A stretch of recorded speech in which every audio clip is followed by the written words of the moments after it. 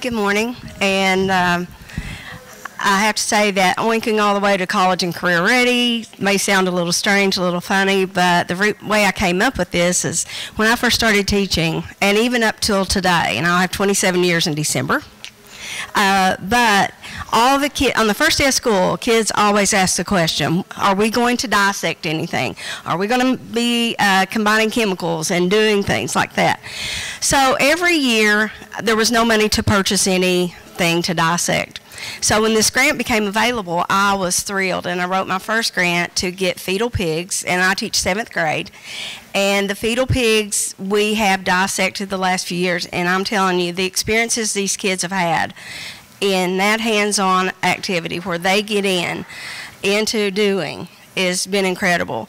And I do it under the auspices of structures and functions, looking at what structures we have, and they first have to do a drawing of what they think the inside of this pig looks like and what they think the inside of their bodies looks like. And it's really strange. You'd think that 7th grade really have a good idea of where all the organs are and such. No. You know, when you have kidneys up in here, and so that becomes a real funny thing when we go back and look at that later on. And so each day is set up to where they will do certain things, and then they come up with their own things. They want to take the eyeballs out, which I had not intended on them doing, but they wanted to. So we did the eyeball, and I have these students that I really thought would not participate at all. First year I did it, I had these little girls, I called them my little glamour and pearl girls. They wore pearls, I mean, just about every day. So I never, ever imagined that they would even touch these. They were the ones that wanted to do the eyeballs.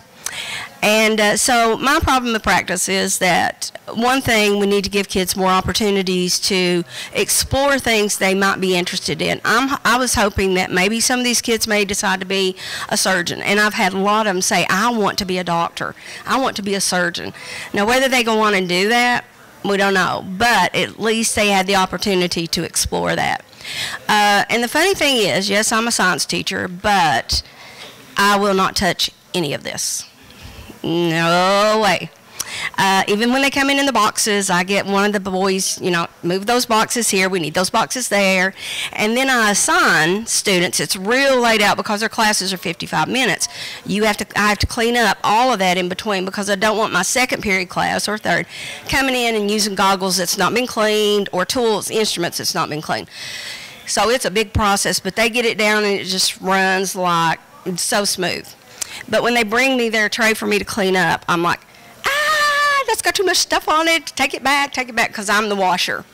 But anyway, yeah, being a science teacher and not touching things like that is, you know, kind of weird. But the experience that we have gained, my kids have gained from this has been phenomenal. This makes the third, maybe the 4th year that I have done this, and the kids coming in are asking, do we get to dissect anything? And I'm like, I don't know yet until I got the grant, you know, got the word that I'd gotten the grant. But it's just a phenomenal time in my class. And by the end of a week and a half, it's smelling really good. The janitors, you know, say, boy, this room still don't smell like it should. But, you know, it's really good. And like I said, I don't touch any of it. And, but they're great. They're absolutely great. And the kids that you think would not do anything, they do.